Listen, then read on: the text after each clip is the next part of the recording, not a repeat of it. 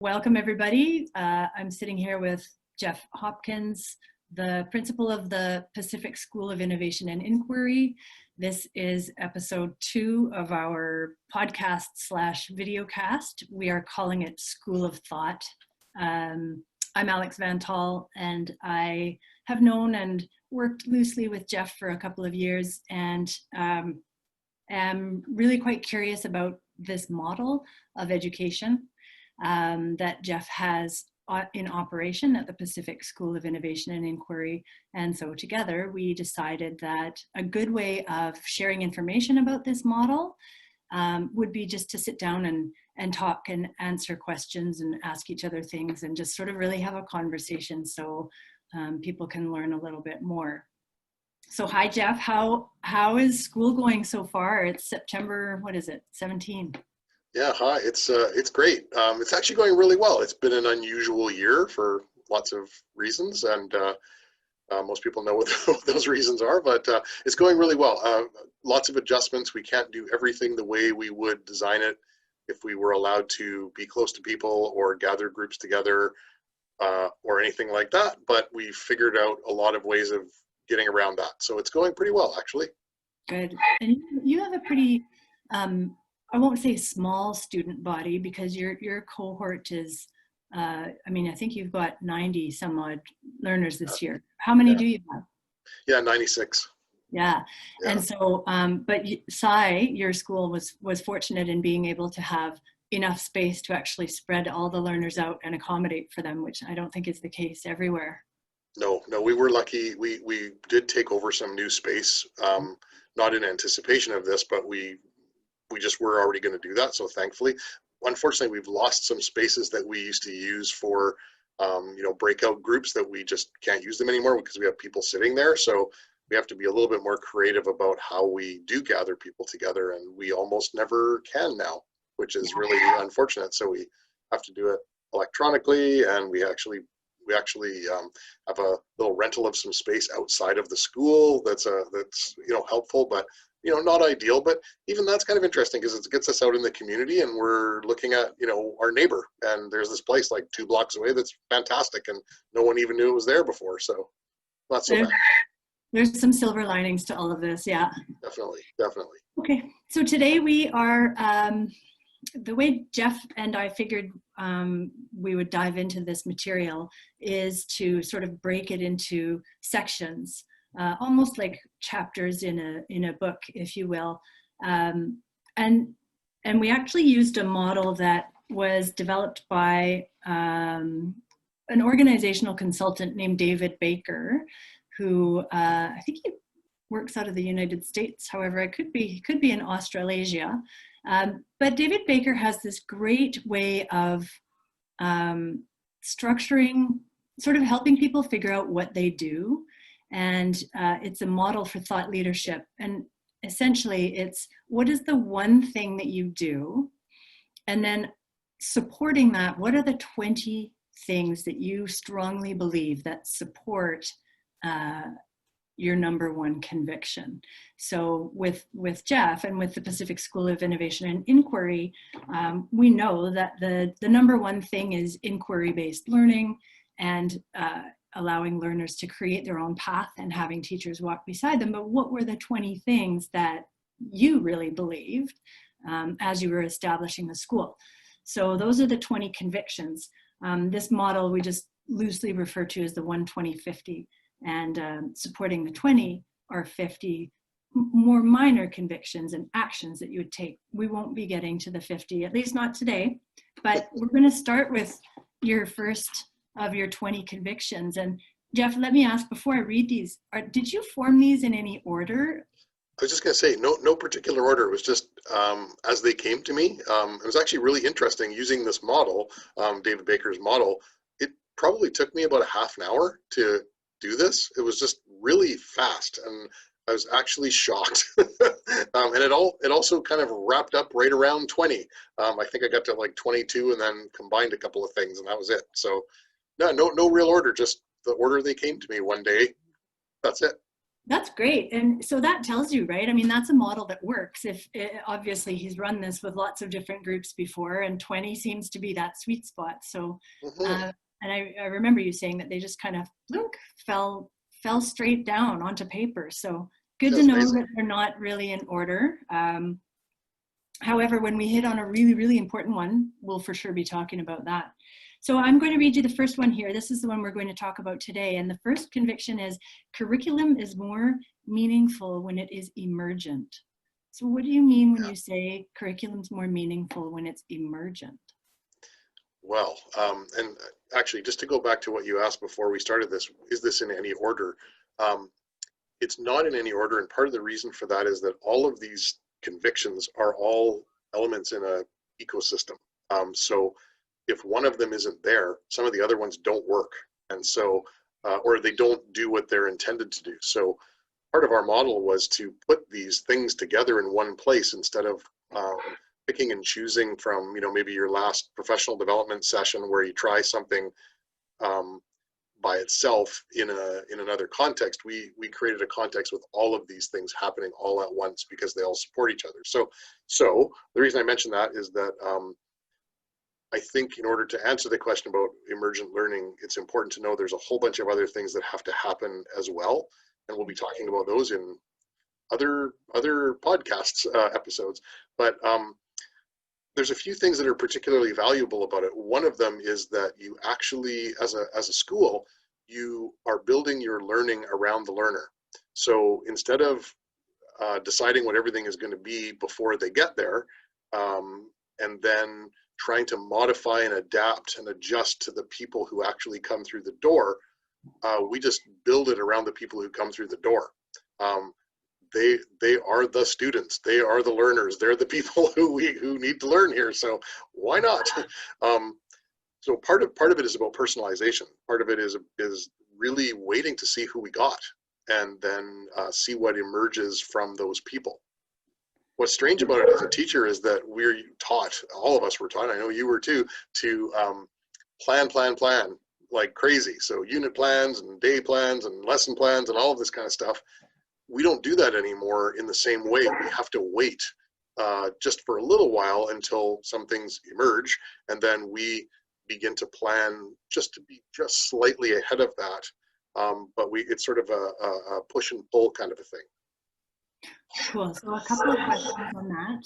Yeah. One is, so you're not handing over a block of here are the things, here are the outcomes that you need to learn, and here are the ways you're going to learn them. So you are uh, allowing curriculum, allowing the path of learning to emerge from the learner. Is that right? Yeah, and I guess again, because we're operating in a formal education system in British Columbia, there are outcomes and there are courses. Mm. So in the back of our minds as teachers, we know what those are. We know what those things are that the government says thou shalt teach, and we do. But rather than saying it's Tuesday, November the 6th, so we're going to teach evolution today, um, emergent learning tells us that we're going to wait until a person is ready for that thing within their line of inquiry, and then we're going to make sure they learn it. And what's powerful about that is not only did it come from them in that emergent way where it came from the learner, but also they're ready. So even if it is something that's already in the curriculum, if we wait until they want to learn it because it's important to them, they're quite motivated to learn it, and pretty excited about it actually. They are also asking questions that give the learning a place to land in their brain, as opposed to sort of a top-down dumping of information. And they're hoping that they're going to be able to find a place to put that information. That it has so much more meaning because it actually came from their own questions. So yeah, and when I was teaching, that was one of the most difficult things, was sort of knowing that I was teaching material that not all the children were interested in, or not all of them were ready to actually onboard that information. So this model, the inquiry based learning model, is the personalized inquiry model, is where you are allowing learners to have flexibility and fluidity for when they choose to come to that. And tell me how your age groupings support that. Like this is grades 9, 10, 11, and 12. So Mhm. tell me how that all works together. Well, it's interesting because there's a big difference between what someone is like when they're typically in grade 9 and when they're in grade 12, just developmentally and everything.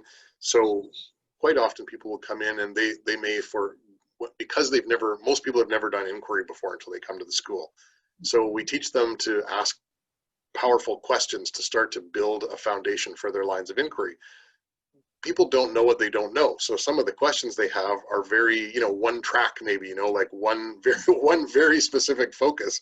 And sometimes people may look at that focus and just say, how on earth are they going to graduate? Like, and they're not going to know enough, broadly enough to really be all that useful in the world maybe. How are we going to do this? So luckily, they're not all by themselves. And so they're seeing other things people are doing and it rubs off. When someone else is ready to learn something, they might talk about it. And what we do is we have what we call topic sessions. And so someone will say, I really want to know a lot about the difference between social learning theory and behaviorism, for example. And we'll put that out on our calendar, which is the Google Calendar. You can look at it anytime you want. Actually, just look at our school website and there's our calendar. And other learners will see that and go, oh, I never even thought about that before, but it emerged for you, and now it's emerging for me. I'm going to go and see that. So that's one thing that happens in this high school context. The other one is that kind of the same way I mentioned, the teachers have the formal curriculum in their head in the background. We also have a kind of a developmental trajectory in our head for each learner. So if somebody's really, really focused on one area, and let's say they're really avoiding something else that we know at some point they're going to need to get there. Wait, is that math? For some people it's math. For some people it's just the opposite and it's English, or you never know. But you never know what it'll be, actually. It's pretty interesting. But rather than say, I'm sorry, it's Tuesday, it's block C, it's math time, we don't do that. We wait, and we look for opportunities to introduce someone to math through a context that they're already interested in, or they show a readiness or a skill that is related to a skill that we know they're going to need to acquire, let's say in math, and so we pounce on that opportunity. We call it nudging, and as teachers, because we sort of build this very trust-based personalized system, when we do nudge somebody, they respond because we give them so much autonomy, and they know that when we do that, there must be a good reason for it. So that's great that you are just talking about that trust-based personalized system, because I want to have you expand a little bit around that. One of the things, when I think back to when I was teaching, and I taught grades 5 and 6 primarily, but I did teach high school and I did teach younger children. One of the most difficult things was differentiated instruction. So our listeners will know, but if there's parents listening, differentiated instruction is where you have your unit plan, you have your series of lesson plans, and you know that you've got some learners with some differences, or some people don't have strong literacy skills, or whatever the case may be. So you adapt those modules, you adapt those lessons for those learners. That was so hard because I was running 2, 3, 4, 5 programs, and actually I never did it very well. I just didn't. Nobody does. It's really Yeah. difficult. It's almost impossible, actually. Yeah. Okay. Well, good. Thank you for lifting that off my soul. yeah. But You can feel better. I can feel better. But so in the personalized inquiry model, you're shifting that, and you're really creating freedom and flexibility for the learner. You've got teachers who are watching carefully, right? They're shepherding these young learners. Is that hard on teachers? Is that onerous for teachers? Like all of a sudden they're not teaching one program, they're teaching 12? Walk me through that. Yeah, at first, I think it's very difficult because, as I said, we've been taught to teach in a very different way, where we are supposed to be a mile down the road in front of the learner. So in between what you talked about, differentiation and personalization, which is what we do, there's a thing called universal design. And some teachers, because they're kind of afraid of that personalization, because it sounds too hard, because they have differentiation in their mind and they know how hard that is. Universal design is where you try to guess a way that you could build something that's almost pre-adapted for all of the possible audiences before you even do it. I find that also really difficult. The model sort of comes from the idea that if you had stairs into a building and a ramp into a building, and somebody and it snowed and you had to shovel something so that everybody could get in the school, you should shovel the ramp before the stairs, because everybody can use a ramp, including people who need a wheelchair perhaps or something like that. But if you shovel the stairs first, only certain people can come into the building. So universal design for learning is like thinking about ramps versus stairs, basically. I find that also a great metaphor, but in reality, I don't think it's particularly useful, especially in high school, actually, where you're trying to take people to pretty specific places, and they also have very specific needs, and there's a lot more courses. So for teachers, as long as you're able to give up the idea that you need to be a mile ahead of everybody, and you are willing to take a step back and just breathe and know that your learners are going to tell you what they need, and you're going to help them tell you. You're part of teaching in this system is giving people a language and the tools to tell you what they need when they need it, through their questions, and they do. And then it's really easy. And so you're not really doing anything that's harder than, in fact, I think it's a lot easier than any other school, because everything you do is absolutely tailored to the student. You're not wasting any time. You're not doing anything where you're guessing, are they ready for this? We know they are. So we spend a lot of time just rather than, maybe marking 100 of the same paper, you're marking like 100 different papers. That's the only difference. But the learners are saying, here was my goal in this learning. And so your criteria is coming directly from the learner, things like that. So it's not really any harder. It's just a very different, you're in a different place as a learner. Your relationship, as a teacher, and your relationship is different with the learner.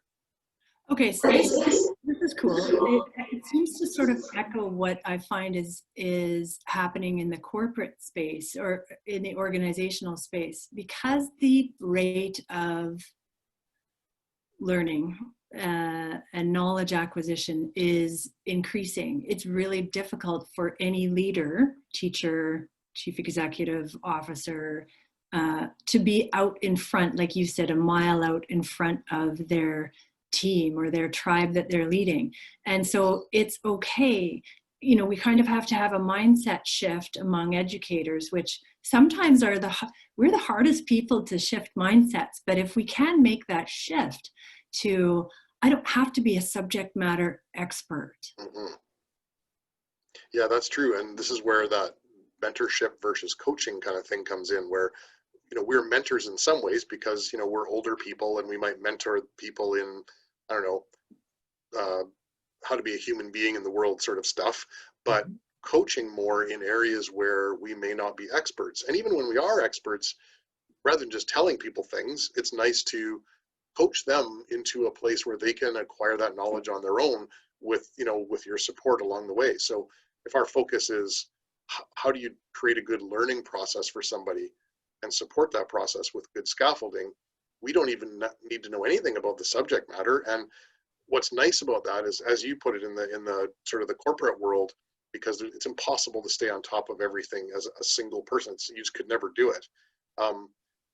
In the school, if you limit what your learners are allowed to access because you're going to cap it wherever your expertise ends, you are doing a massive disservice to kids, because they will go way beyond where you are all the time, every day. So your ego takes a bit of a kick. So that's one thing that probably is harder until you can get rid of that.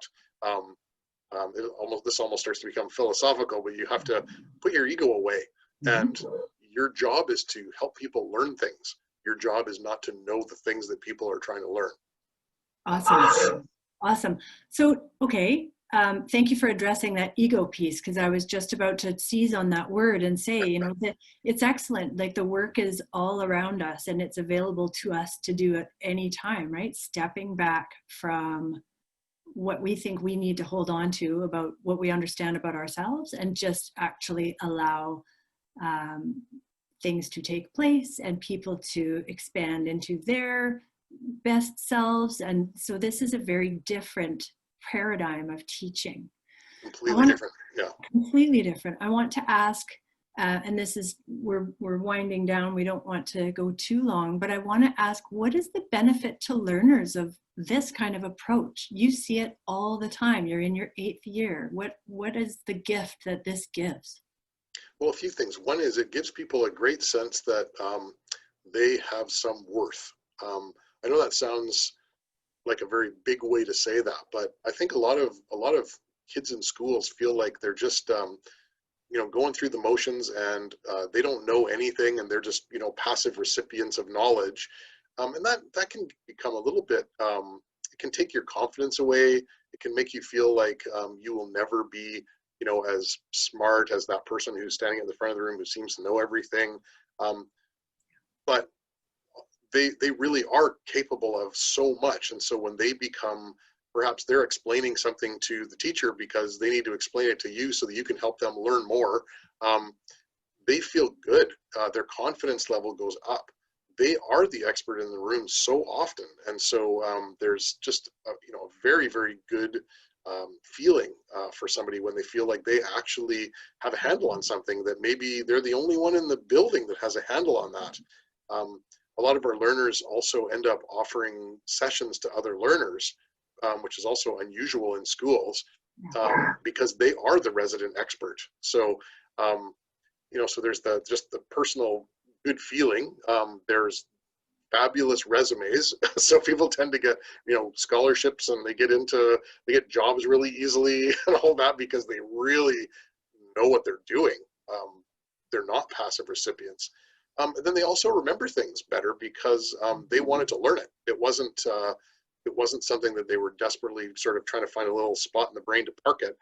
They made the spot already because that's why they want to learn it. They have the spot empty, ready to go. So the advantages are like much better retention of detailed information. I also think there's something to be said for it in terms of interconnectedness. This is something we'll talk about another time too, but because they're coming to this through who knows what line of questioning, quite often they'll stumble across things that connect to something in another discipline, or something that somebody else is doing, or just another way of thinking of something, an analogy or a metaphor. So quite often the learning is deepened because the learner's making meaning of it in ways that a teacher may not have ever thought of to make a connection. Yeah, absolutely. So 2 observations there tagged onto what you were talking about. One is when you were talking about that learners will remember better when they are coming to material on their own, that you and I both have a term of reference for that from our psychology studies. That's intrinsic motivation, right? Yeah. We all do, all of us, adults, children, whatever, we do better. We enjoy things more. We engage more deeply when we have that intrinsic motivation, right? It's us who wants to go in. It's not an employer or a parent or a teacher telling us that we have to do something. Absolutely, that's so true. And so many times schools spend time thinking, how can I convert this extrinsic motivation into intrinsic? And it's really hard to do because it's kind of artificial. But if it really is intrinsic, it's really easy. Yeah. Yeah, I mean, there's the odd teacher out there who can get a whole team of 25 youngins whipped up into a frenzy about Bridge to Terabithia, right? Or something specific. But that is tricky. It's I think more rewarding to allow this to happen on an individual basis, which is exactly what you're doing. It's And true. then, Now, you kind of reminded me though too, as much as we are on an individual basis, we do try to bring groups of people together yes, to share, to talk about it with each other. And we also do things where the teacher might say, hey, let's do a reading club. And we might do, the equivalent of a bridge to Terabithia kind of a thing where we suggest something and people become interested in it, and that's still okay. So if a teacher's listening to this going, oh, what about my favorite things, it's like, you can still do some of your favorite things. It's okay. You're looking for an opportunity to do it, and you're doing it in a little bit more of a respectful way, actually. right. Yeah, choice-based. Well, Yeah. and this is, I'll just give an anecdote before we wrap up. My 16-year-old son attends the Pacific School of Innovation and Inquiry. He's in grade 11, technically, although it doesn't always look exactly like grade 11. Sometimes it looks like grade 12. Sometimes it looks like grade 9. It's all over the place, but it's so rich. He was talking a couple of days ago about, he was just sort of recapping his day, and he said, oh, I'm going to join robotics, and like, I'm washing dishes at the sink, hey, and I'm like, I'm not going to burst out into song or dance, I'm not going to drop the dish, but what the heck, robotics. And he said, yeah, I was fixing my slingshot in the makerspace while Anton was talking about robotics, and there was a group going on behind me, and he said, I was sitting there, fiddling around with the slingshots and making repairs and listening. And he was like, that was some pretty cool stuff. And so he has joined robotics because of that sort of being in the proximity of people who were already ready to engage with this learning. And now he's like, gee, this looks like this could be valuable. There's fun people here. I'm down. That's great. Yeah, that rubbing off is pretty big, and it's almost counterintuitive because sometimes people look at personalization and they think it means individualization or compartmentalization, but it's not at all. There's so much rubbing off and so much support for each other that, in fact, in some ways, because there's no competition, because no two people are really doing exactly the same thing, there is absolutely no harm in helping somebody or joining someone and collaborating with them. You're not putting yourself at a disadvantage. You could really, you can dig right in and enjoy yourself and help people. That's an awesome point. I'm about to write an article for our local business magazine on exactly that, how we have this competition model that has structured our economy, and look where it's brought us. However, now we are looking around and we're seeing that collaborative models, not based in competition, not based in one-upmanship, not based in there's scarcity and I get this, and if I get this, you don't get enough. Like, collaboration is a much more reasonable and rational way forward, especially with the times we're living in now. Absolutely. And that's why humans are where we are. I think we've evolved to be collaborative, and sometimes we forget that, but that's our advantage. That's actually that's our advantage. Yeah. Very cool collaborating with you, Mr. Hopkins. Thank you. You too, And likewise. we'll sit down again and we'll do another one of the convictions very soon. Sounds good. Talk to Great you fun. then. Talk to you then.